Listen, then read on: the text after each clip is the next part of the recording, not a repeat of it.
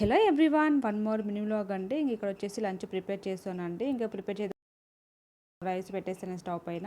ఇంకా ఇక్కడ వచ్చేసి ఇంకా పప్పు కడిగేసి ఇంకా పప్పు పెడదామని చూస్తే ఇంకా కుక్కర్కు హ్యాండిల్ ఉంటుంది కదండి, అది నట్టనే లూజ్ అయిపోయింది.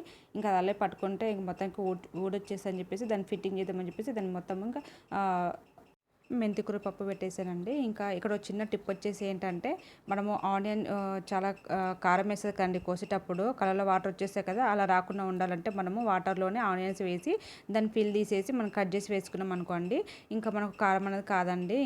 ఇంకా కుక్కర్లో ఇంకా పప్పు అంతా కడిగేసి ఇంకా ఆనియన్స్, టమాటాలు, పచ్చిమిర్చి, ఇంకా కొద్దిగా కారం, పసుపు, నూనె అవన్నీ వేసేసి వెల్లుల్లిపాయలు అవన్నీ వేసేసి ఇంకా కుక్కర్ పెట్టేసండి స్టవ్ పైన.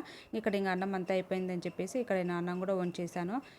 ఇంకా స్టవ్ పైన ఒక 5 మినిట్స్ వరకు ఇంకా ఆ రైస్ అలానే పెట్టానండి. ఇంకా ఆ తర్వాతకి ఇంకా రైస్ స్టవ్ ఆఫ్ చేసిన తర్వాత ఇక్కడ పప్పు అయిపోయిందండి. విజిల్స్ వచ్చేసినాయి, ఒక 3 విజిల్స్ వరకు పెట్టేశాను. ఇంకా తర్వాత ఇంకా పప్పు కొద్దిగా సాల్ట్ వేసేసి ఇంకా పప్పు అంతా రుద్దేశాను. ఇంకా దాంట్లో కొద్దిగా చింతపండు కూడా వేసానండి. ఇంకా చింతపండు జ్యూస్ వేసిన తర్వాత కొద్దిసేపు మళ్ళీ స్టవ్ ఆన్ చేసి వేడి పెట్టాను. ఆ తర్వాత ఇక్కడ ఇంకా తాలింపు వేసానండి. నేను తాలింపు వేసేటప్పుడు వెల్లుల్లిపాయలు నేను దంచి వేసేసానండి. ఇంకా ఆ ఫ్లేవర్ స్మెల్ వస్తుంటే చాలా బాగుంటుందండి. ఇంకా అందుకే అలా దంచి వేసేసాను. ఇంకా తర్వాత తాలింపు పెట్టేశానండి. ఇక్కడ మెంతికూర పప్పు రెడీ అయిపోయింది. ఇంకా పక్కనేమో ఆల్రెడీ నేను పాపలు వేయించి పెట్టానండి, అది స్కిప్ అయింది. ఇంకా అన్నం కూడా రెడీ అయిపోయిందండి. ప్లీజ్ సబ్స్క్రైబ్ చేసుకున్నాము. Thank you.